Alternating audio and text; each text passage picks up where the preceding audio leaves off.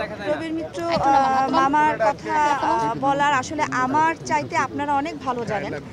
উনি অনেক ঠান্ডা একটা মানুষ ছিলেন। ওনার কথাবার্তা একেবারেই মানে অন্যরকম। উনি একটা মানুষ ছিলেন। আর হচ্ছে আমাদের পরিবারের সাথে ওনার সম্পর্ক অনেক ভালো ছিল, আমার মার সাথে বিশেষ করে, আমার বাবার সাথে। তো উনি যে মারা গেলেন আমার কাছে খুবই কষ্ট লাগছে শুনে। তবে এর চাইতেও বেশি কষ্ট লাগছে যে আমি আমার মাকে জানাতে পারছি না ওনার আপন মানুষগুলো এভাবে একে একে চলে যাচ্ছে।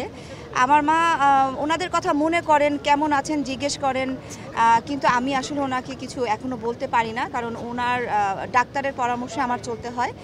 আম্মাকে যেভাবে রাখতে বলা হয়েছে সেভাবে আমার রাখতে হয়। আমার মার সুস্থতার জন্য মৃত্যুর খবরগুলো ওনার কাছ থেকে একটু দূরে রাখতে হয়, যে কারণে আমি বলতে পারছি না।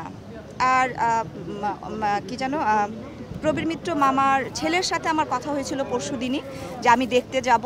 তখন উনি আমাকে বললেন যে আপা, আজকে তো বোর্ড মিটিং হবে ডাক্তারদের সাথে, আমি দৌড়াদৌড়ির মধ্যে থাকব, আপনাকে সময়টাও আমি ওভাবে দিতে পারবো না, তার থেকে বেটার আপনি কালকে 4টা থেকে 5টার মধ্যে চলে আসেন বিকালে।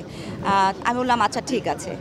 তো যেদিন আমার সাথে ওনার ছেলের সাথে কথা হয়েছে সেদিন পরশুদিন রাতেই শুনলাম যে মামা মারা গেছেন। তো আমি আর কি শেষ দেখাটা মামাকে দেখতে পারলাম না সেখানে। যাই হোক, সবই আল্লাহর ইচ্ছা, আল্লাহর ইচ্ছার উপরে কোনো হাত নাই। আমাদের পরপর দুজন তারা চলে গেলেন, খুব কাছের মানুষ আমাদের দুজনই, মানে ফিল্মের সাথে একদম অঙ্গাঙ্গিভাবে জড়িত ছিলেন।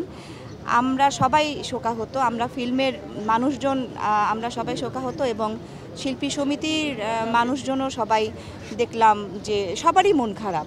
এটা আসলে আক্ষেপ থাকারই কথা, এটা তো অবশ্যই আক্ষেপ থাকবে, কারণ মানে এই মানুষগুলোর সাথে সবসময় উঠা বসা ছিল একটা পরিবারের মতো। এখন পরিবারের মানুষগুলোই যদি খবরাখবর না নেয় তো এটা তো কষ্ট লাগারই কথা।